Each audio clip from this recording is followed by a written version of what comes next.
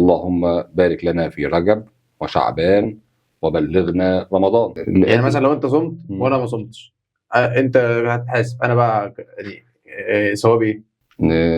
ما اعرفش. يعني ما اعرفش. هو ربنا قال كده. ايه هي بقى مبطلات الصيام؟ ليه رمضان بيبدأ في اماكن كتير مختلفة؟ ازاي يا جدع؟ الله العظيم مالكش حق. ازاي؟ السلام عليكم ورحمة الله وبركاته، ورجعنا لكم النهارده في فيديو جديد من بودكاست ازاي. والنهارده بقى هنتكلم عن رمضان وفائدة شهر رمضان مع الشيخ محمد النمراوي، امام وخطيب مسجد الزهراء. ان شاء الله الفيديو يعجبكم ونقدم لكم حاجة كويسة. ازيك يا شيخ محمد، عامل ايه؟ اهلا وسهلا بحضرتك. ايه الاخبار؟ الحمد لله رب صحتك العالمين. طيب؟ انت بالصحه والسلامه حبيبي. بص، هنتكلم النهارده كده عن رمضان وفائدة شهر رمضان وازاي نجهز نفسنا لرمضان بحيث نطلع فيديو كويس الناس تستفيد بيه. انا عاوز اقول كل سنه وانتم طيبين، ورب يجعلها ايام خير وبركه على مصر وعلى الامه الاسلاميه كلها، وربنا يعيد علينا رمضان ايام واعوام عديده يا رب. يا رب. بص، هناخدها بالاول كده تدريجي. هنتكلم ايه يعني في الاول، ازاي احنا دلوقتي مثلا قبل رمضان ازاي نجهز نفسنا لرمضان. موضوع التجهيز لرمضان ده موضوع كبير جدا، وكان بيشغل جانب كبير من تفكير الصحابه رضي الله تبارك وتعالى عنهم. اول حاجه ناخد دعاء سيدنا النبي صلى الله عليه وسلم المأثور عنه. كان في شهر رجب، كان حينما يدخل عليه هلال رجب كان يقول اللهم بارك لنا في رجب وشعبان وبلغنا رمضان. وسيدنا الصحابة كما جاء في السنة أنهم كانوا يستقبلون رمضان قبله ب6 أشهر ويودعونه بعده ب6 أشهر، فكان العام عندهم كله كرمضان، كأنه رمضان، بين الاستقبال وبين توديع ليه. استقبال يجهزوا نفسهم بعد فترة من الفتور والبعد عن موسم الطاعة، اجتهاد واحدة في واحدة لحد ما يدخل علينا الشهر الكريم، يكون في أعلى ذروة العبادة. ويجي بعد كده أثر رمضان بيفضل مكمل معاهم، وسلوكياتهم وعباداتهم وأحوالهم مع الله وأحوالهم مع العبادة بتفضل ماشية معاهم أيضا فيما بعد رمضان، فكان العام عندهم كله كشهر رمضان. يعني برضه نعمل ايه في رمضان؟ رمضان هنستعد له بكلام بسيط جدا وسهل على الناس ان هي تعمله. ان لازم من قبل رمضان ان انا اكون اتخلص من كل الحاجات اللي انا اقدر عليها من حاجات الدنيا، ان انا المصالح اللي ممكن اعملها قبل رمضان اعملها. اجهز مصحفي، اجهز نفسي بصيام بعض الايام عشان اعود جسمي على الصيام، عشان ما احسش بتعب الصيام وفتور الجسم فيقعدني عن العباده. ابتعد بقى عن بدأت اجل الاعمال اللي ينفع تتاجل لبعد رمضان. المهم ان انا في شهر رمضان اكون مركز وعندي هدف ان الموسم دوت ما يعديش عليا ابدا ابدا الا وانا اكون فيه من الفائزين، واكون خدت حظي مع الناس المجتهده في العباده والناس الصائمين والناس اللي ربنا هيغفر لهم. اكون خدت حظي زي اي واحد فيهم، ما اكونش متخلف عن ركب الناس اللي هتدخل الجنه او اللي ربنا هيغفر لهم الذنوب في هذا الشهر. في سؤال بيقول ليه رمضان بيبدأ في اماكن كتير مختلفة؟ يعني مثلا ممكن يبدأ النهارده في مصر، في السعودية مثلا بعدنا بيوم او يومين او قبلنا، والبلاد التانية برضه نفس الكلام. الموضوع ان احنا معتمدين في صوم رمضان على كلام سيدنا النبي صلى الله عليه وسلم. سيدنا النبي قال صوموا لرؤيته وافطروا لرؤيته، فإن غمي عليكم، أو في حديث في رواية أخرى فإن غمي عليكم فأكملوا عدة شعبان 30 يوم. إحنا في شهر رمضان أو في غيره من الشهور الهجرية، بس إحنا بناخد بالنا من شهر رمضان لأنه شهر له ميزة عند المسلم، بناخد بالنا من هذا الشهر عشان هذا الأمر، فمركزين معاه. لكن هو في كل الشهور الهجرية هذا الأمر. ليه؟ لأن دي الموضوع ده فيه اختلاف لفقهاء كتير اتكلموا عنه في باب يعني إيه اختلاف المطالع. يعني ان كل دوله بيبقى لها مكان معين بتطلع تستطلع فيه هلال الشهر العربي. السعوديه فيها مكان، مصر فيها مكان، المغرب فيها مكان، كل بلاد فيها مسلمين في مشارق الارض ومغاربها بيستطلعوا الهلال. فطبيعي ان في دوله فيها غيوم زياده، في لها طقس معين، لها اجواء معينه، مكان الاستطلاع مثلا محجوب عنه رؤيه الهلال، ودوله اخرى ثانيه شافته، فاللي شاف ما يقدرش ان هو يفطر فبيصوم تطبيقا للحديث. وايضا اللي بيكمل شعبان 30 يوم ده برضه استجاب لامر سيدنا النبي صلى الله عليه وسلم في الحديث ان هو كمل شهر شعبان 30 يوم. وايضا احنا نزل شهر رمضان في كمان في سؤال تاني كده في اختلافه كل سنه عن الثانيه. لو يعني خدنا بالنا مثلا ان الشهور بيجي لنا مثلا رمضان السنه دي شهر 3. السنه الجايه هيتقدم 11 يوم، واللي بعدها كذلك، واللي بعدها كذلك. فهتلاقي ان انت برضه ايام دي بتختلف عشان نتيجه الفروق بايام بين السنه الميلاديه والهجريه. بين السنه الميلاديه والهجريه. خلاص احنا دلوقتي اتاكدنا مثلا ان بكره رمضان. ننوي الصيام ازاي، او ازاي انوي الصيام؟ يعني مثلا لازم انوي الصيام، ولا انا حاطط في دماغي ان انا خلاص هصوم، ولا ازاي ادخل رمضان كنيه من جواي؟ هي النيه محلها القلب. النيه ديت معناها في اللغه وفي كتب الفقه وفي كتب الشرع هي القصد، انك تكون قصد تعمل الحاجه ديت تعبدا لله تبارك وتعالى. انا بكره مش هاكل ومش هشرب، مش هرتكب اي حاجه من المفترات من اذان الفجر للمغرب، فانا خلاص انا كده دي انا عقدت النيه. في بعض الناس بتتلفظ بيها، الموضوع فيه ساعه، اللي عاوز يتلفظ عشان خاطر يستحضر عظمه الشهر ويستحضر معاني الصيام، لو هو مش هيعرف يعملها غير بالكلام يعملها، مفيش فيها مشكله. لكن هو مجرد ان هو يتسحر فده نيه للصيام. مجرد ان هو يفرح مع اولاده في ليله رمضان كده بدخول هذا الشهر عليهم، وهو خلاص من جواه اصلا هو كاي مسلم ان هو بيصوم رمضان. انا بكره عاوز اصوم، فخلاص انا كده نويت. بس خلاص الموضوع سهل وبسيط. النيه عندنا محلها القلب. بعد كده بقى ايه؟ خلاص احنا بكره رمضان، ازاي بقى امشي يومي في رمضان؟ افضل طريقه ان انا امشي يومي، مثلا انا عندي شغل ومفروض ان انا اصلي واصوم واقرا القران وكده، ازاي بقى يعني ايه افضل شكل اليوم اللي المفروض امشي عليه؟ والله دي بتختلف من واحد للتاني، كل واحد عنده ترتيب في يومه. يعني في واحد بيبقى شغله من اول اليوم من الفجر، في واحد شغله بيبدا من الساعه 8، في واحد شغله بيبدا العصر. دي بتختلف من الناس من واحد للتاني. وعلى كل واحد في شغله فهو في عباده، بيجتهد وبيثابر. الصيام مش دعوه ابدا للنوم في البيت ولا الكسل ولا التراخي، يعني هو عملك ده عباده انت بتثاب عليها باجر فلوس، وبتثاب عليها ربنا بيحاسبك عليها بثواب. طيب ثوابك وانت صايم في العمل ربنا بيضاعفه لك. ليه؟ لان انت برضه بتتحمل مشقه ازيد وتعب ازيد، وربنا قال ان الله لا يضيع اجر المحسنين. ربنا ابدا مش هيضيع تعب حد فينا، ان الله لا يضيع عمل منكم من ذكر او انثى ابدا، مهما كان العمل صغير او كان العمل كبير، ربنا عارف ومطلع عليه وبيحاسبك عليه.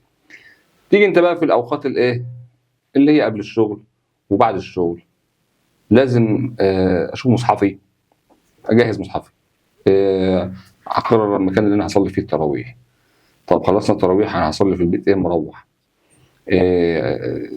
احافظ طبعا طبعا طبعا، ده المفروض في رمضان وغير رمضان، احافظ على الصلوات الخمسه في المسجد. ربنا ادانا خير كتير قوي في شهر رمضان وساعدنا كتير وحش عننا حاجات كتير ان هي كانت بتثبطنا وتهبطنا قبل رمضان عن العباده. فدي فرصه ان انت تجتهد في كل مكان، في الصدقه، تجتهد في الصلاه، في التطوع، تشوف كل الصلوات السنن، عندك الضحى، عندك السنن القبليه والبعديه في الصلوات الخمسه، عندك التراويح، اسال على الاقارب، صله الارحام، اكرم ابوك واكرم امك. خلي رمضان بقى ده اسلوب حياه.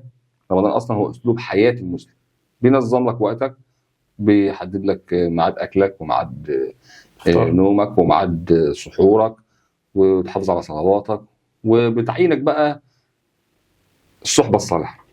طب يعني الكلام ده ياخدنا لسؤالين. اتفضل. السؤال الاولاني، دلوقتي لو انا شخص ما عنديش شغل مثلا وبقضي الصيام النوم، ده كده ربنا يتقبل منه صيام؟ ما عندناش في مبطلات الصيام ان النوم بيفطر. حلو ماشي. فما فيش حكم شرعي ان اللي نام 24 ساعه او نام 16 ساعه بتوع الصيام هو فاطر، لا هو عندي هو صايم. ولكن رمضان ده عامل زي السبق، كلنا بنتنافس فيه. وكل واحد بيقدم اللي عنده واللي يحب ان هو ربنا يشوفه عليه. فاللي عاوز ينام ما يستناش الاجر كامل زي اللي طول النهار شغال، هو كده ده صام وده صام. بس في واحد صام وخد سنن، في واحد صام وقرأ قرآن، في واحد صام وصل الارحام، في واحد صام وساعد محتاج. استحاله الكفتين تتساوي، استحاله. لكن هو صيام مقبول، صيامه مقبول، بس مش ده اللي المفروض اللي الواحد يعني ينتظره، مش ده اللي ربنا منتظره مننا في في رمضان. طب لو واحد بيصوم بس ما بيصليش؟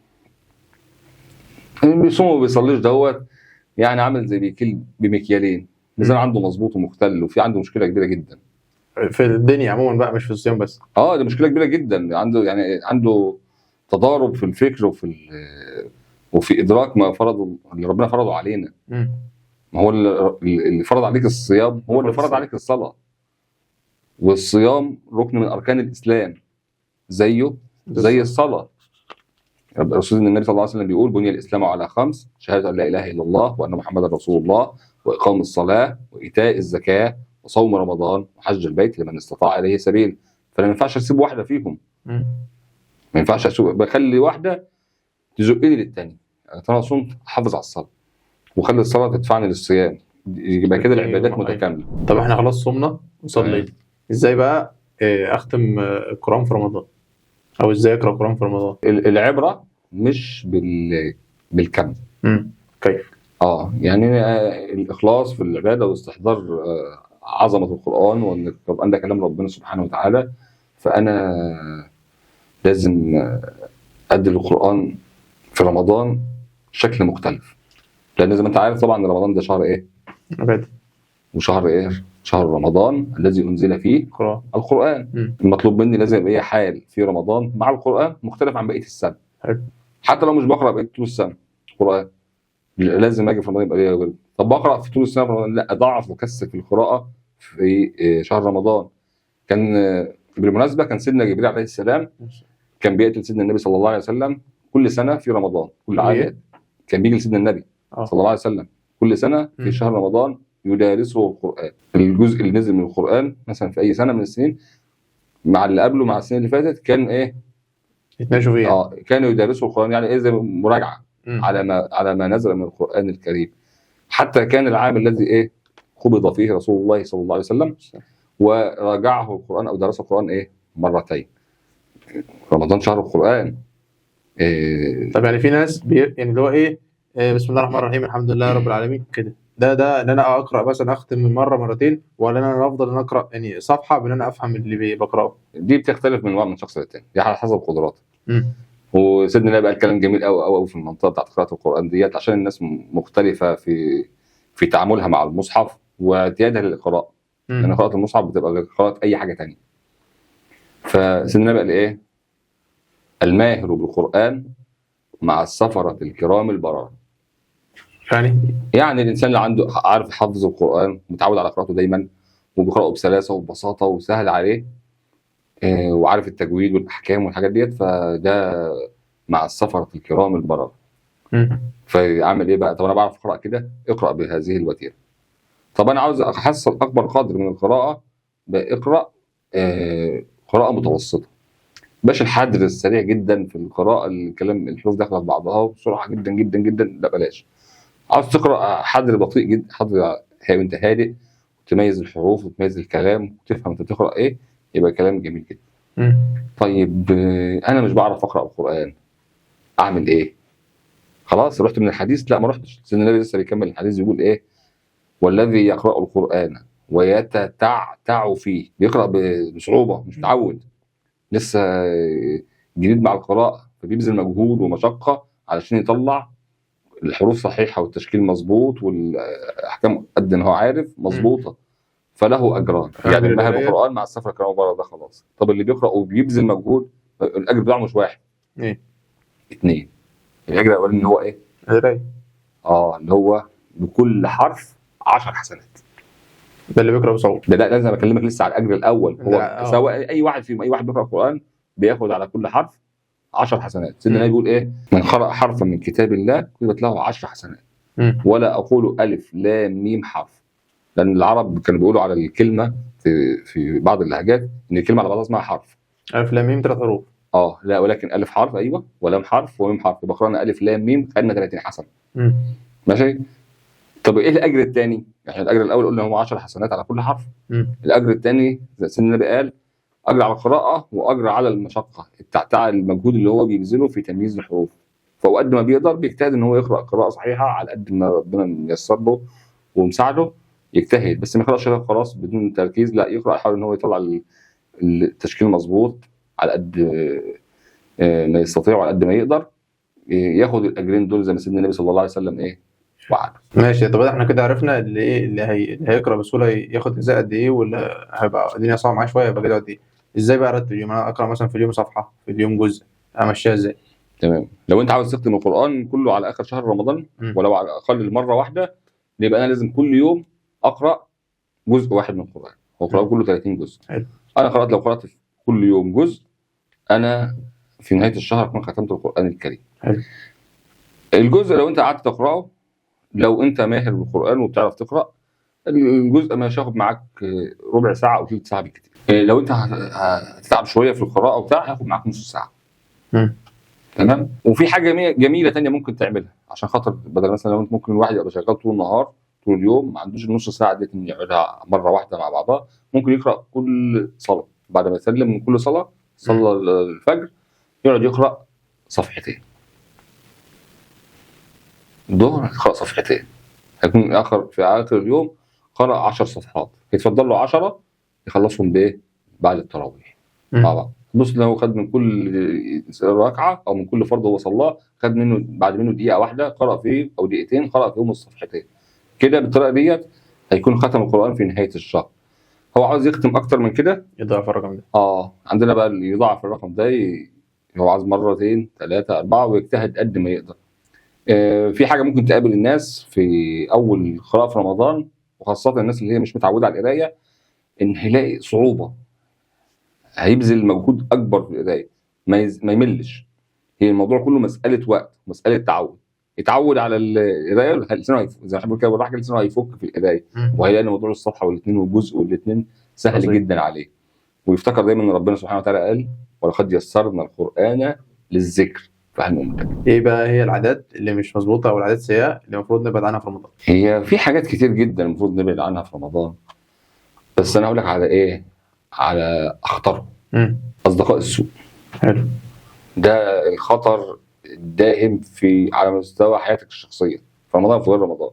ربنا سبحانه وتعالى من خصائص هذا الشهر زي ما سيدنا النبي قال: تفتح فيه ابواب الجنه وتغلق فيه ابواب النيران وتصفد الشياطين. الشياطين ربنا بيغلها وبيسلسلها بحيث ان انت يسيبك بينك وبين نفسك، شوف نفسك بقى مطمئنه ونفسك اماره بالسوء. تمام. فانا مطلوب مني ان انا اتخلص من ايه؟ ربنا خلصنا من شياطين الجن، انا بقى اخلص نفسي من شياطين الانس. مش اللي عاوز يفوز واللي عاوز ينجح لازم يبعد عن رفقاء السوء. وخاصه بقى في شهر رمضان. شهر رمضان انت ما ينفعش يعدي عليك ال 30 يوم وانت في غفله بين سهر بالليل ومسلسلات وافلام وخروجات وسهرات رمضانيه وغيره وغيره وغيره من الحاجات اللي بتخطف الانسان من العباده، واوصي نفسي اخر الشهر ان انا ما حصلتش اي حاجه والناس سبقوني. الاساس في ده كله، اللي عاوز تبعد عن كل حاجه سيئه، ربنا بعد عنك الشياطين اللي ممكن تاخدك او توسوس لك انك تعرف حاجه غلط. اجاهد نفسي بقى. جاهد نفسك، ابعد عن صحابك السيئين. والزم صحبه صالحه. شوف الناس اللي قاعده في الجامع بيقروا القران اقعد معاهم، بس هيضحكوا عليه، محدش يضحك على حد.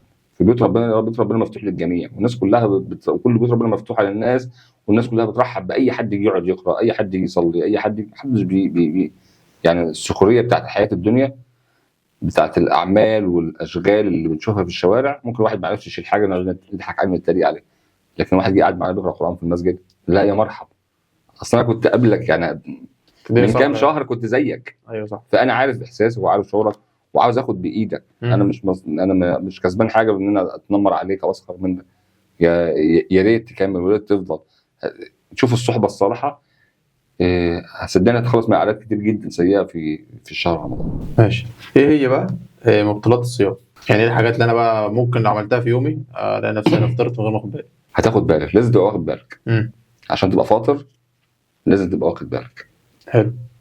مش واخد بالك بيبقى حاجه اسمها دي سهو ونسيان. ماشي. الاكل والشرب طبعا بديهي ان هو بيفطر في رمضان. ماشي. بس اللي بياكل ويشرب ناسي، لا ده ما سيدنا النبي قال: فانما اطعمه الله وسقاه فليتم صومه. ده يصوم زي ما هو يكمل في طب انا نقف عند الحته دي. لو انا دلوقتي شربت وانا صحيت من النوم شربت، تمام، انوي تاني ولا اكمل كأن انا ما عملتش حاجه ولا اعمل ايه؟ لا انت صايم، انت ما افطرتش عشان تنوي تاني. خلاص اللي هو انا ما خدتش بالي، خلاص هسيب اللي انا شربته واكمل عادي. تمام. بس انت لازم خلي بالك لما تصحى من النوم تتاكد ان الفجر ما ادانش. ابذل مجهود شويه ان انا اعرف ان الفجر ده ما ادانش. ايوه فهمت قصدك. مش اشرب وخلاص. لا اقصد مثلا لو صحيت في نص اليوم انا ناسي ان انا لو انت ناسي، لا ما هو سيدنا كلامه واضح على الكل بقى. اي حد ناسي ده معاه عذر. حلو. وقال: انما اطعمه الله وسقاه وليتم صومه. كمل صوم زي ما هو، مفيش اي حاجه، مش اي حاجه اتغيرت. ولا مثلا يتمضمض ولا ينوي تاني ولا من حاجه؟ لا هو لو كلام واكل، لو في اكل في بقه وفي بواقي اكل هيتمضمض عشان ينزلها بس، ماشي. غير كده خلاص. تمام. الاكل والشرب، عندنا الجماع، مم. عندنا الاستمناء. مم. وفي بقى فرق بين الاستمناء والاحتلام. مم. الاحتلام ده بيحصل للواحد وهو نايم، او في بعض الاشخاص ممكن يبقى هو مريض بحاجه حتى هو صاحي انه ينزل منه المني في حاله استيقاظه، بس بدون تعمد، فاهم. مش بمزاجه، ايوه. بدون ارادته. ماشي، سواء كان نزل وهو نايم او كان هو مريض وبينزل منه المني ده وهو صاحي بدون تدخل منه، فده يكمل صيامه. ده مش مفطر، سواء احتلم في نهار رمضان من الفجر للمغرب ما عندوش اي مشكله، الا اذا استنى الانسان بارادته، فده هو المفطر. عندنا تاني من المفطرات كل ما دخل الى الجوف، الى المعده مم. من المنفذ المعتاد وكان له الجرم. يعني اي حاجه تخش بطنك، ممكن واحد مثلا يقول لي طب انا هبلع زلط. الزلطه مش اكل. ايوه الاسئله مطروحه وبتقابلك و... وليها نماذج تانية ابسط من كده وفي حياتنا العمليه. طبعا ما حدش هيبلع زلط، بس هو لو حتى لو بلع زلط مش اكل ولا شرب، بس هو خدها بمزاجه حطها في بطنه، هو افطر. طب في حاجات كده هقول لك عليها، قول لي دي تفطر ولا ما تفطرش. تمام. الحقن مثلا. لا كل الحقن ما تفطرش. ماشي. معجون السنان. معجون السنان هو يتمضمض منه ما ينزلش منه حاجه للبطن. لو نزل لا يبقى هو الافضل بقى والاحوط ان هو يستنى بعد الفطار وقبل السحور عشان ما ينزلش حاجه في بطنه. ماشي. طب السواك؟ لا السواك لا يفطر. ماشي. طب لو قطره؟ لا القطره لا تفطر. قطره لو في المناخير؟ انت خدت بالك من في كلمه قلتها ما حدش خد باله منها، اللي هي المنفذ المعتاد. الكلام كان باين في الاول ان هو كبير، اللي هي البق يعني. بس كلام علمائنا واساتذتنا الفقهاء لما جم يتكلموا في الكلام ده كلامه كلام ما يسيبش اي احتمال لاي حاجه. ما قالكش وصول اي شيء الى جوف الانسان. لو سابها كده تمام يبقى القطره تفطر، الحقن الشرجيه تفطر. ليه؟ ما كل حاجه بتوصل للبطن، بتوصل للامعاء، بتوصل يعني لو قصدك القطره لو نزلت من مناخير البق ما تفطرنيش. المنفذ المعتاد اللي باكل منه وبشرب. ماشي. اللي هو الفم. لو وصلت من اي حته ثانيه هو انا مش واخدها للغرض التغذيه، وهي لا تفطر. وده كلام الامام الشافعي صعب هذا الراي. ماشي. طب القيء او الترجيع؟ ولا في حالتين، مزاجي ولا غصب عني؟ دي ايه ودي ايه؟ لا من استقاء فعليه القضاء. يعني لو واحد حط ايده في صبعه في حلقه علشان ينزل حاجه من بطنه ده افضل. ماشي. مرض لو واحد مريض وغلبه القيء، لا ده ما فيش عنده مشكله في حاجه، لان اهم حاجه عندي في ركن الافطار الاراده. لو انا بشتم في نهار رمضان ده يفطر ما يفطرش؟ لا انت سالتني من شويه عن اللي نام في نهار رمضان، ده ارحب منه شويه. ده العداد بتاعه صفر. يعني هو لو جينا نشوفه هو عمل خد كم من 10 طول النهار، ممكن يكون جاب 1 من 10 2 من 10. لكن اللي بيشتم ده بقى بالسالب. هو صيام انا ما اقدرش اقول ان هو باطل، لان زي ما احنا اتكلمنا في المفطرات الصوم او المفطرات ما فيش فيها الشتيمه. ماشي.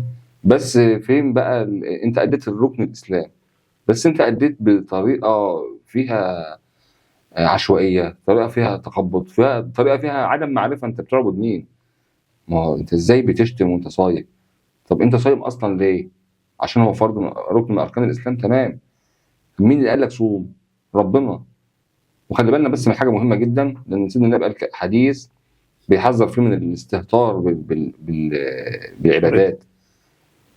رب صائم ليس له من صيامه الا الجوع والعطش. تخيل بقى، هو صايم اكل وشرب بس. هو ادى الفرض، هو خلاص هو ادى ركن الاسلام هو جابه، لكن انت فين الثواب بقى؟ فين المسارعه في الخيرات؟ ماشي. فين تعظيم شعائر الله؟ ماشي. لان ده من التقوى اللي عند الانسان ان هو يتعامل مع هذا الامر بالوجه اللائق به، بحاجه بترضي ربنا. هو بيوري نفسه لربنا، ربنا حاش عنك الشيطان زي ما قلنا، فوري الحلو اللي جواك لربنا. انا لسه حلو وانا لسه كويس. مين هم الناس اللي هو مثلا حلال ان هو يفطر؟ يعني ايه الاسباب اللي انت لو فطرت يبقى عادي ربنا مش هيجازيك عليها، مش هيحاسبك عليها؟ اصحاب الاعذار اللي هم اللي ربنا قال عنهم في الايه من كان منكم مريضا او على سفر فعدة من ايام اخرى. حلو. يبقى الانسان اللي مسافر مسافه بتقصر فيها الصلاه ده يحق له ان هو يفطر، هو يجي بعد رمضان يقضي يوم مكان اليوم اللي هو افطر. طب يعني في نقطه، معلش أقطعك. تمام. انت دلوقتي السفر زمان اكيد غير السفر دلوقتي. تمام. انا دلوقتي مثلا لو سافرت مثلا من اول مصر لاخرها تمام. هاخد مثلا يوم سفر، انما زمان لو خد من مدينه المدينه جنبها ممكن ياخد شهور مثلا. تمام، مفيش مشكله. الحسبه لا، ازاي بقى؟ الحسبه مش كده خالص. الحسبه ان انا عندي نص قراني ربنا قال فيه كده، من كان منكم مريضا او على سفر فعدته من ايام اخرى. اللي عاوز يصوم انا ما بعترضش عليه طالما هو مش هيوقع في مشقه وهلكه، لا خلاص صوم عادي براحتك. حلو. بس لو انا عاوز اخذ بالرخص او لو انا شفت واحد قدامي، دي المشكله بقى، واحد قدامي خد بالرخصه فانا مش مطلوب مني ان انا اهاجمه. وبيكون ده الدافع بقى ان احنا بقى ايه، احنا دلوقتي بنسافر بالاتوبيسات او بالعربيات مكيفه مش زي زمان. لا، انت هتقارن دلوقتي بزمان، الموضوع مختلف جدا. اجسامنا مش زي اجسام زمان، تحملنا مش زي تحملهم زمان عادي ان هو كان يقعد في الشمس طول النهار، ما كانش فيه بقى مظلات ولا تكييفات، كان جسمه مهيأ بدنيا وذهنيا ونفسيا، مهيأ على البيئه اللي هو عايش فيها، وكان ده تحمل. فالايه عندي بتقول ان اللي كان على سفر في مسافه اكثر من 83 كيلو يفطر. اكتر من كام؟ 83 كيلو دي المسافه اللي تقصر فيها الصلاه. يعني اكتر من 83 كيلو افطر عادي؟ لو هتفطر عادي وتيجي بعد رمضان هتقضي يوم. طيب يعني افطر ولا ما افطرش وانا مسافر؟ هقول لك على حاجه بسيطه ممكن تعملها، او حاجه اختبار تعمله لنفسك وانت ادرى نفسك. انت تشوف نفسك لو ان انت هتقدر بعد رمضان تقضي اليوم فليك انك تفطر عادي، لو حبيت تفطر انك تفطر عادي. طب لو انت انسان بيصوم يعني زي ما بيقول كده رمضان بالعافيه، واخرك ال 30 يوم بتاع رمضان وما بتصومش بعد كده حاجه، لا بعد اذنك صوم، ده لازم يصوم. لو انا عارف نفسي ان هاجي بعد رمضان مش هصوم اي حاجه خالص، لا ما تفطرش. طب احنا دلوقتي جينا النقطه دي، احنا قلنا اللي يفطر المريض واللي عنده سفر. تمام. ولو عندي حاجه من دول وانا فعلا مريض وفطرت اعوضه بيوم رمضان. تمام. بعد رمضان معاهم كمان خلي بالك اصحاب الاعمال الشاقه. اصحاب الاعمال الشاقه ليهم ان هم يفطروا. الناس اللي شغاله في الخرسانات، الناس اللي شغاله في الاعمال والحرف اليدويه اللي بتبذل مجهود جامد ومشقه جامده جدا، بحيث ان هو لو صام هو متاكد انه ما ينفعش يصوم، لانه لو صام هيحصل له مشكله، يا اما هيمرض يا اما ممكن لا قدر الله ممكن يتوفى بسبب المشقه دي، فده يفطر. يعني كده الافضل لو حد عنده شغل صعب يحاول ما يجهدش نفسه ولا يفطر؟ ولو هو عارف نفسه بعد كده اصلا مش هيقدر يصوم يفطر برضه؟ احنا عندنا في الاسلام في قاعده فقهيه كبيره جدا تشمل امور كتير جدا ومواضيع كتير جدا، لا ضرر ولا ضرار. حلو. وربنا قال ولا تلقوا بايديكم الى التهلكه. الموضوع ده انا بتعامل معاه ازاي؟ لو انا عندي ميسور وعندي راحه في حياتي وفي معيشتي ومعايا اللي اصرف منه في رمضان وبعد رمضان، مش هيأثر عليا ان انا اتفصل من شغلي او ان انا مش حاجه اشتغل فيها، او مش هتعثر في النفقه على اهلي، خلاص اقعد من الشغل في رمضان وافطر. طيب لكن في ناس مش ده، لو قعد يوم شيء لا ياكل، وهو زي ما قلنا هو ادرى بطبيعه جسمه، يا اما هو بخبرته ان هو لو قعد فتره ما ياكلش ويشرب اثناء وهو صايم في عمله، هو حاسس بنفسه ان هو بخبرته بالتجربه ان هو هيتعب، لا يفطر. بس فرض عليه ان هو يعوضه. طبعا لازم قضاء، ما هو اصحاب الاعذار، المريض اللي احنا نزلنا ان شاء الله ربنا يشفيه،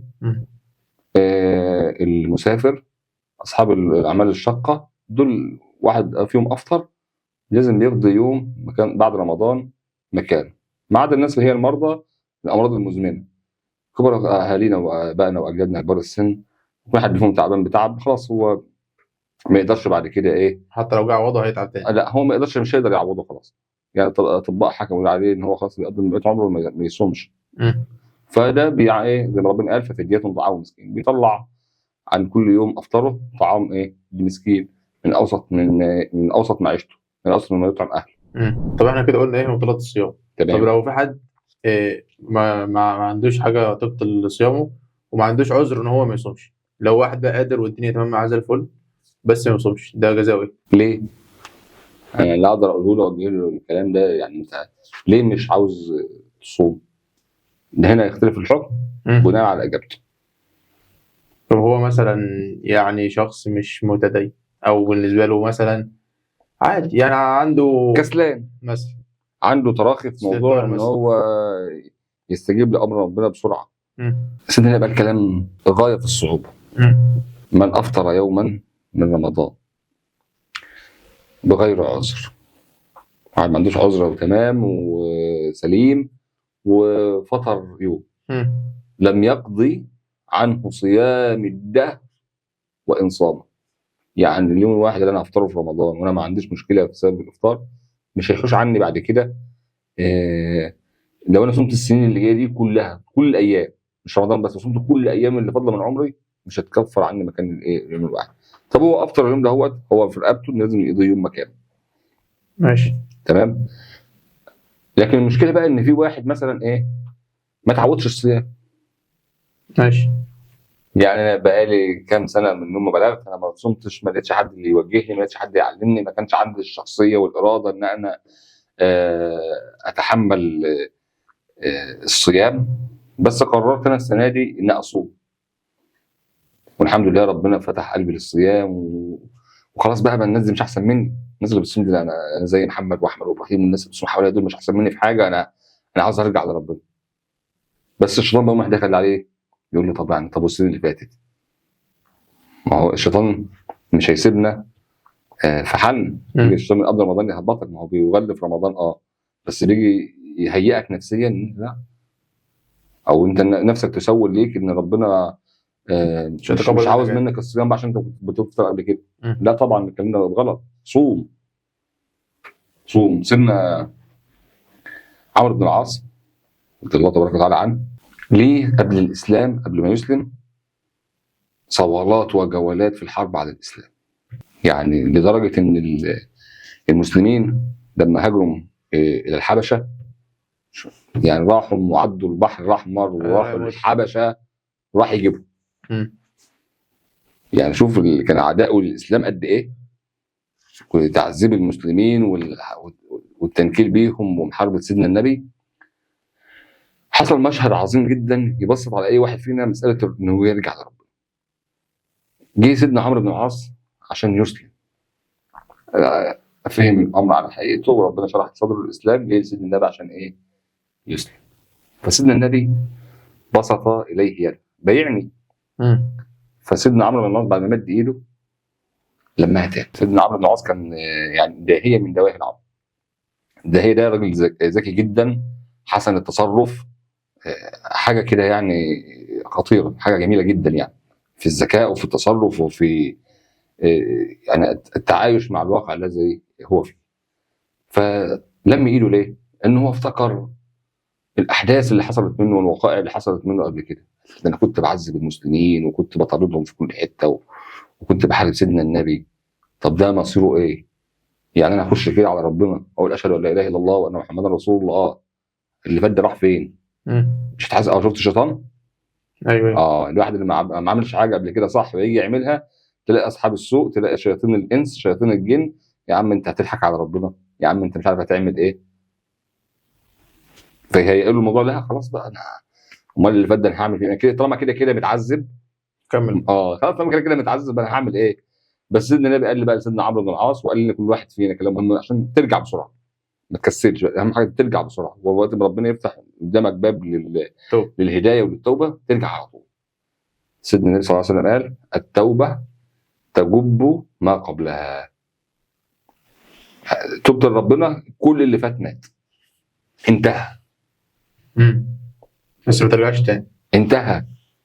هترجع توب تاني.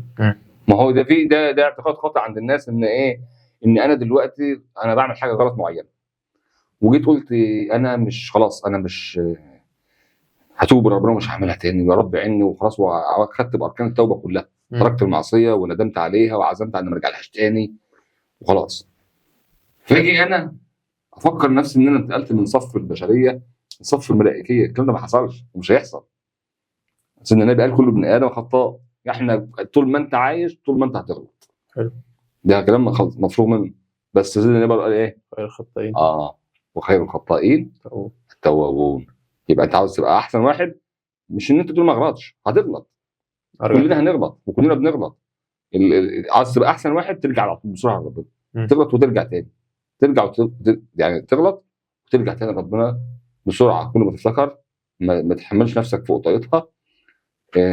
ارجع لربنا وتاكد ان ربنا سبحانه وتعالى غفور رحيم، ويفضل يقبل توبتك. لو هتوب له كل يوم 1000 مره، ربنا هيفضل فاتح لك بابه ومستنيك تتوب. وده الميزه اللي ربنا خلاها في البشر عن الملائكه. الملائكه لا يعصون الله ما امرهم ويفعلون ما يؤمرون، خلاص هم اختاروا على كده، ودي هم السيستم بتاعهم كده، النظام بتاعهم ماشي على كده. ليس له من الامر شيء، يعني هو ما يفكرش ان هو يعصي، ما عندوش حته التفكير.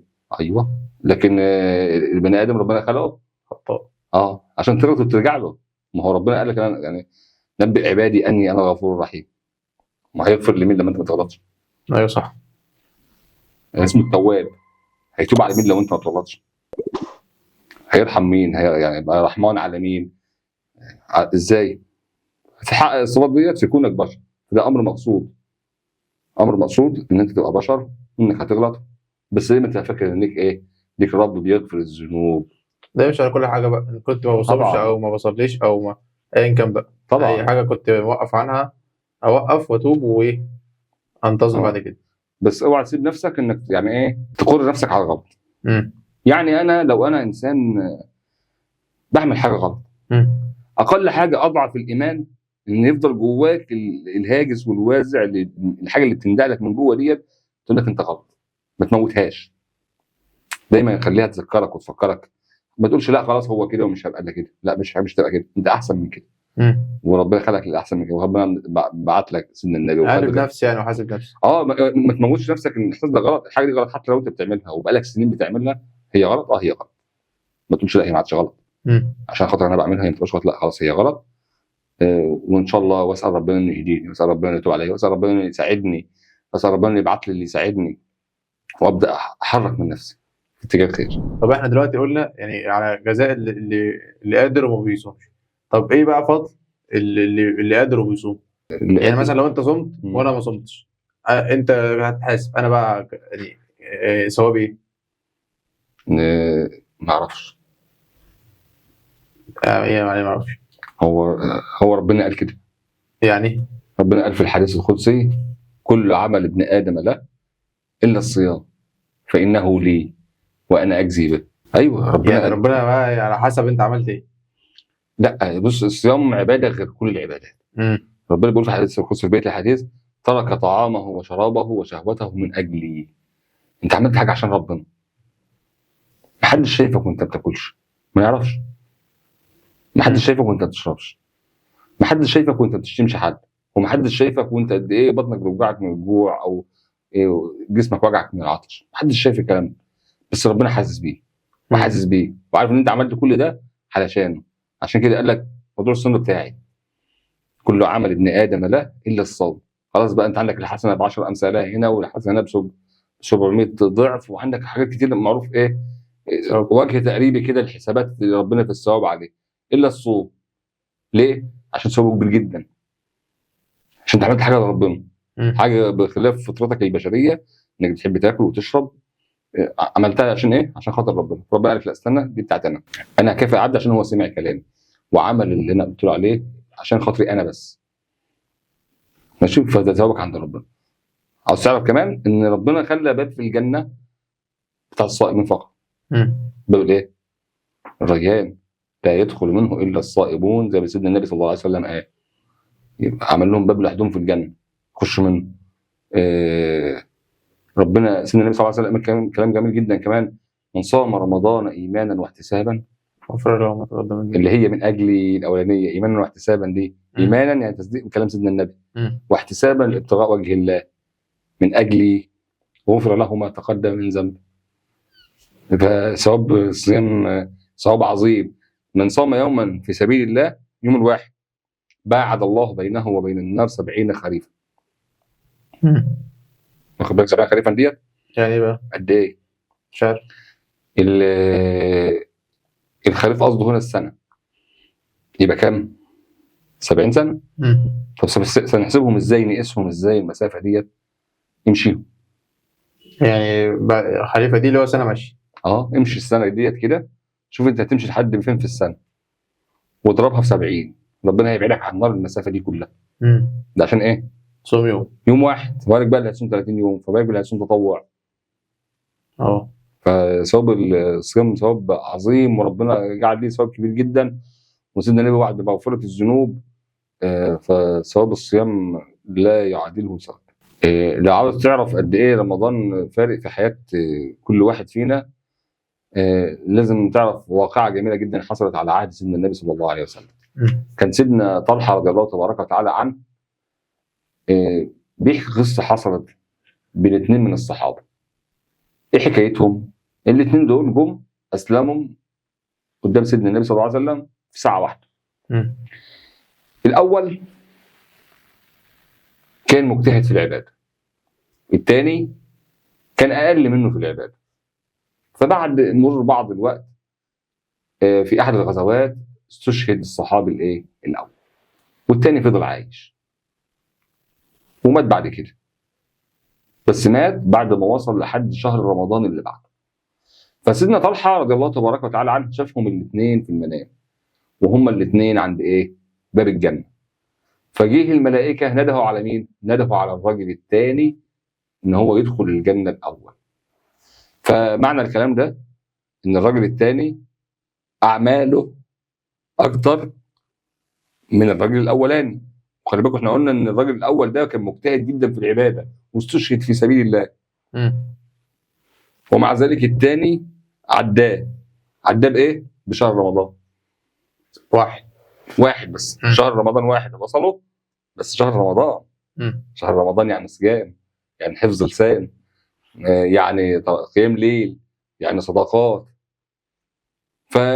فالصحابة قعدوا يتناقشوا في هذه المسألة وفي هذه القضية. ازاي؟ ده كان مجتهد أكتر، الأول كان بيصوم أكتر، الأول كان بيعمل أكتر، الأول استشهد في سبيل الله، لحد ما الكلام وصل لسيدنا النبي صلى الله عليه وسلم. رد عليهم بقى، قال لهم: من أي شيء تعجبون؟ ألم يبلغ الرجل الثاني رمضان لم يبلغه الأول؟ تخيل، رمضان واحد فرق جدا في حياته. ما هو بلغ رمضان بليلة القدر، بلغ رمضان بمن صام رمضان إيمانا واحتسابا وغفر له ما تقدم من ذنبه، بلغ رمضان من قام ليلة القدر إيمانا واحتسابا وغفر له ما تقدم من ذنبه. رمضان بعبادة وموسم الطاعة ده كله، موسم يعني عظيم ده للطاعة، بل وصل لحده، فلازم يفرق كتير جدا في حياته. فرق كتير جدا جدا جدا في صحائف أعمال الرجل الثاني. بس ما وصلش رمضان بتاع المسلسلات، ولا رمضان بتاع الخيم، ولا رمضان بتاع التهريج واللعب والاستهتار والنوم. مش ده رمضان اللي بيتكلم عنه. هو وصل لرمضان كما ينبغي، زي ما الصحابة كانوا بيستقبلوا رمضان ومستنيين صلاة وصيام وعبادة وقيام الليل وقراءة قرآن وأذكار وحاجات كتير جدا. يوم كان دسم مليء بشتى أنواع الطاعة، فده اللي يفرق معاه. فإحنا عاوزين نفرق عن الناس اللي ما وصلتش رمضان. ربنا يرحمهم ويغفر لهم وربنا يذكرهم الفردوس الأعلى من الجنة، بس أنا لسه عايش وعندي الفرصة وبين إيديا الشهر أهو، بين إيديا. طب أنا أغتنم الشهر ده، لأن في مشكلة تانية كبيرة جدا. أنت في رمضان قدامك طريقين مالهمش تالت. الطريق الأولاني، شوف سيدنا النبي بيقول إيه: من صام رمضان إيمانا واحتسابا غفر له ما تقدم من ذنبه. الثاني: من قام رمضان إيمانا واحتسابا غفر له ما تقدم من ذنبه. الثالث: من قام ليلة القدر إيمانا واحتسابا غفر له ما تقدم من ذنبه. الرابع: ليلة القدر خير من 1000 شهر. لله تبارك وتعالى في كل ليلة من رمضان عتقاء من النار. بيعتق ناس كتير جدا في كل ليلة من رمضان، حتى إذا كانت الليلة الأخيرة أعتق مثل ما أعتق في طوال الشهر. كل الخير ده هو أنت منه فين؟ ده الطريق الأول. الطريق الثاني صعب وحش، لأن سيدنا النبي بيقول عنه: من خاب وخسر. لأن سيدنا النبي بيقول عنه: خاب وخسر من أدرك رمضان، اللي انت وصلت لحد رمضان اهو، ثم انصرف عنه ولم يغفر له. بس ده الحديث الواحد في الطريق الثاني. شوف انت عندك كم فرصه اوكازيون من مغفره الذنوب في الطريق الاول، تصوم ايمانا واحتسابا يغفر لك، تيجي في تقوم التراويح وتصلي مع الناس قيام الليل في رمضان ويغفر لك ما تقدم من ذنبك. هتقوم ليله القدر بس ايمانا واحتسابا يغفر لك ما تقدم من ذنبك. عندك ليله العباده فيها خير من 1000 شهر، اكثر من 83 سنه عباده. ماشي، عندك عتقاء كل ليله في شهر رمضان من النار. انت فين من ده كله؟ تفوت ده كله يبقى انت في مشكله كبيره عندك. عاوز تصححها، عاوز ترجع لها وتصحح المسار بتاعك من دلوقتي عشان الشهر ما يعديش عليك، لان الشهر كده كده هيعدي والايام مش بتستنى حد. ويا عالم هل هنرجع نظبط اللي بعده ولا لا؟ دي المشكله دي اللي محدش يضمنها ومحدش يعرفها غير ربنا. طب في سؤال يعني ايه غريب شويه، امتى ابدا اوقف سحور وامتى ابدا افطر؟ مع الاذان، مع بدايه الاذان الله اكبر، ولا مع التشهد على حسب ما ناس كتير فاكره؟ ده جدل موسمي ده. تيجي تفطر ابويا لا استنى ماشي تمام. لا انت نبدا بالسحور عشان تعرف جواب الفطار. نبدا من السحور. انت ببطل اكل وشرب مع الاذان. اول ما الله لسه ما شاء الله اكبر، اول ما انا عارف ان هو هيقول الله اكبر قبلها نص دقيقه خلاص بمنع الاكل وايه والشرب. في ايدي حاجه بس قال الله اكبر انا خلاص انا وقفت على الاكل والشرب. برضه نيجي عند المغرب بنفس الموضوع. بدايتي في الصيام من اول الله اكبر، اول الاذان، من اول الله خلاص انا واقف الاكل والشرب نهائيا. وبفطر اول من الله اكبر في اذان المغرب. ربنا قال عنها في القران الكريم حتى يتبين لكم الخيط الابيض من الخيط الاسود من الفجر. الكلام ده هيبقى صعب علينا ان احنا ندركه دلوقتي، لان احنا دلوقتي عندنا ساعات وعندنا نتائج وعندنا اذاعه القران وعندنا المحطات الفضائيه. فاحنا ما بنتبين الخيط، ما عادش عندنا المقدره البصريه زي الناس اللي من الاعراب اللي عايشين في الباديه. الناس اللي كانت عايشه منها للسما ديت كان بيعرف يميز الخيط الابيض من الخيط الاسود، الفجر الصادق من الفجر الكاذب. وكانوا يعرفوا يبصوا الشمس بالاتجاهات ويمشوا عليها ويجوا عليها. كان عندهم ادراك الزمن يعني. لابعاد اليوم عن طريق الايه الكواكب اللي ربنا خلقها سبحانه وتعالى. لكن انا ما عنديش ديت، فدلوقتي انا برجع للمواقيت اللي عملها هيئه المساحه او بكتفي بان انا اسمع الاذان من المسجد اللي جنبي. اول ما اقول الله انا خلاص وقفت، ماليش دعوه باشهد ان لا اله الا الله، ماليش دعوه بالتشهد. انا بدايه الاذان من اول حرف في الاذان انا بوقف اكل ساعه السحور، واول الله في الافطار في المغرب انا ببدا الاكل. ببدا ادعي ومتوكل الله وبدا بافطاري على طول. انتشر في رمضان اللي فات فيديو عجيب جدا بيتكلم ان الانسان لو بيشرب والفجر اذن عليه يفضل يكمل شرب، ما ينزلش ازازه الميه او الكوبايه من على فمه حتى ينتهي من الشراب تماما. طبعا الكلام ده خطا جدا، وفي استهتار بفرضيه الصيام واللي ربنا قال لنا عليه نعمله فيه. انا بفطر مع الاذان وبمتنع عن الاكل مع الاذان. انا بشرب، سمعت مؤذن، بنزل الكوبايه فورا. يعني لو في شويه ميه ابلعهم عادي. دول اللي متجاوز عنهم، دول اللي مسموح بيهم. لكن اكتر من كده لا في طعام ولا في شراب. في فمي لقمه ما ضغطها وهي اقرب للبلع من الطلوع بلعتها، لكن هي لسه هندوبها ولسه هقلبها في فمي، لا اطلعها. ما ينفعش ان انا ابلعها، لان خلاص سمعت الاذان وتيقنت الاذان اذن وانتهى ميعاد السحور. فانا العبره عندي في السحور والافطار هو بدايه المؤذن في الاذان، اول ما الله اكبر، ما انتظرش لحد التشهد. هل بقى الدعاء في رمضان مستجاب؟ في لفته جميله قوي في القران الكريم. طبعا عارف الايه اللي بتقول واذا سالك عبادي عني فاني قريب اجيب دعوه الداعي اذا دعاني. هي دي سوره البقره. مكانها فين في السوره؟ فين؟ بين ايات الصيام، في وسط ايات الصيام. يا ايها الذين امنوا كتب عليكم الصيام ايام معدودات شهر رمضان. الايه الرابعه واذا سالك عبادي عني فاني قريب اجيب دعوه الداعي اذا دعاني. فكان ربنا بيلفت نظرنا ان احنا نخلي بالنا من الدعاء وانت صايم. اشمعنى وانا صايم؟ عشان انت بتبقى في مرحله ايمانيه عاليه جدا، فتوقع اجابه الدعاء ليك بتبقى اسرع. طب في دعاء معين ادعيه يعني، ولا ده بقى اللي نفسي فيه؟ ادعي بكل اللي انت نفسك فيه، كل اللي انت عاوزه. كل طلباتك قولها لربنا، ادعي ربنا بالبركه في مالك، البركه في اولادك، البركه في بيتك. ادعي كل اللي انت بتحبه، وادعي لنفسك بكل الخير اللي انت عاوزه، وربنا. واهم دعاء انك تدعي ربنا يتقبل منك شهر رمضان، ويجعلك من المقبولين فيه، وان يجعلك من الذين غفر لهم، وان يعتق رقبتك من النار انت ومطيع. ايه هي بقى افضل السنن او افضل العادات اللي المفروض اعملها بقى ايه على مدار اليوم؟ العادات كتير جدا.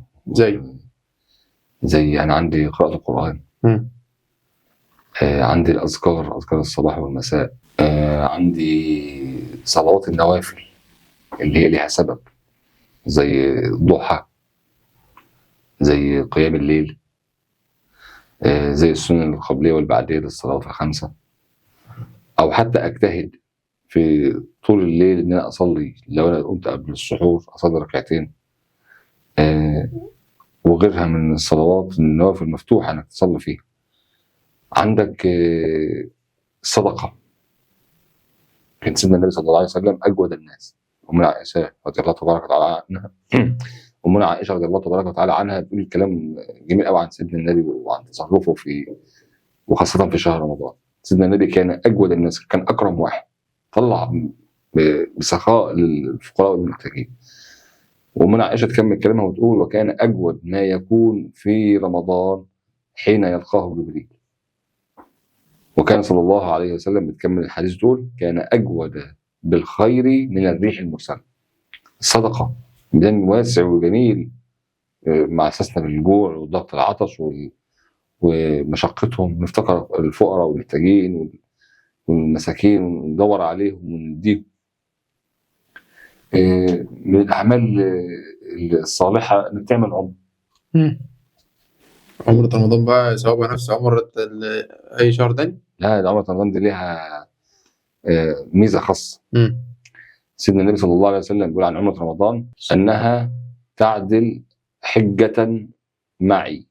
يعني كأن أنت رحت حجيت مع سيدنا النبي صلى الله عليه وسلم. معي تاخد ثواب حج بعمرة أنت تعملها في رمضان.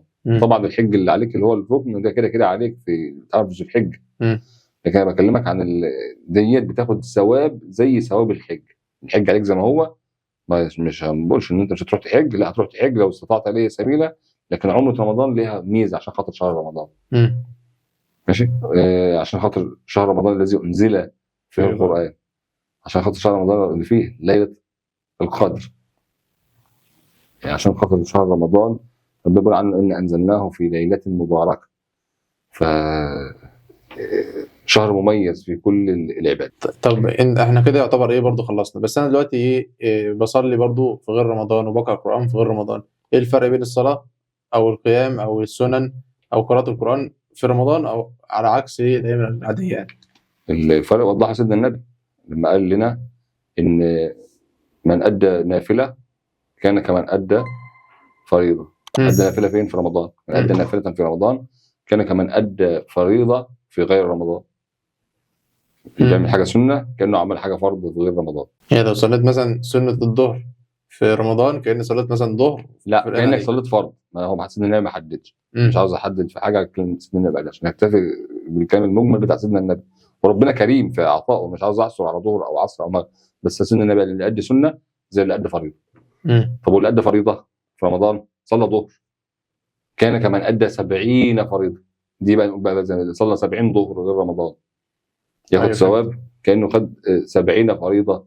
يعني الظهر في الايام العاديه بثواب الظهر عادي. ايوه. في رمضان ب 70 ظهر من الايام العاديه. يعني رمضان يعني اوكازيون كبير جدا للحسنات. يعني مثلا لو هاخد حسنه على ثواب صلاه الظهر في رمضان هاخد 70. تمام. لو هتاخد وضاعف برضو النافله، وضاعف في كل الاعمال اللي انا بعملها. كل عمل بعمله في رمضان ثواب مختلف كليا عن ثوابه قبل رمضان. الاعمال تتشابه ولكن الثواب يختلف. يعني ربنا سيدنا النبي بيقول ان لكم في ايام دهركم نفحات. في ايام وشهور مخصوصه كده ربنا ميزها عن غيرها. سيدنا النبي قال: الا فتعرضوا له.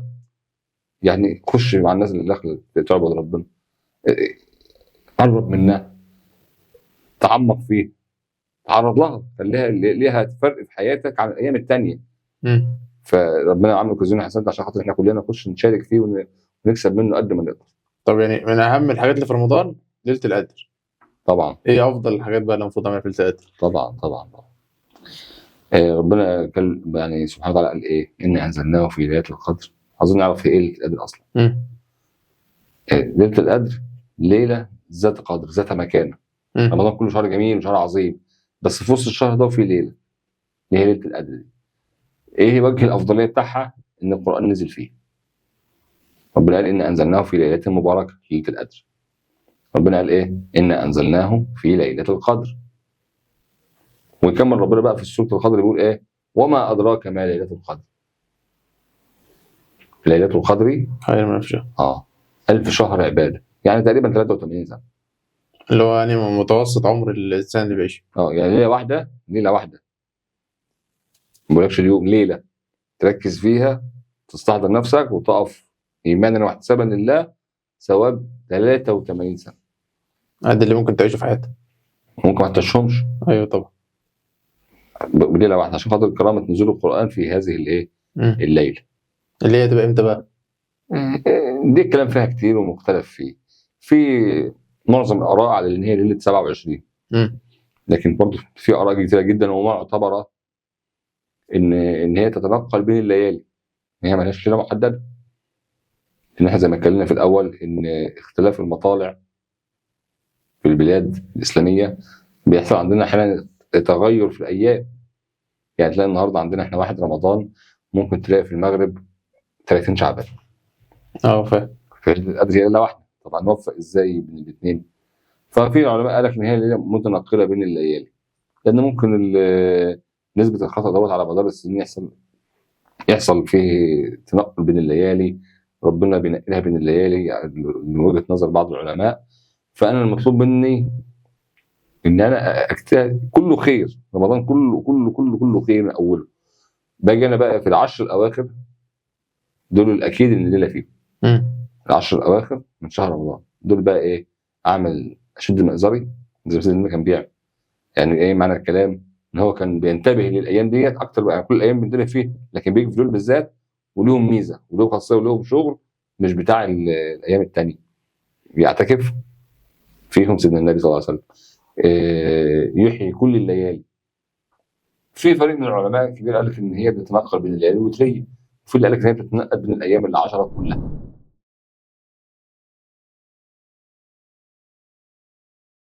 رمضان ده فرصه كبيره قوي وعظيمه قوي.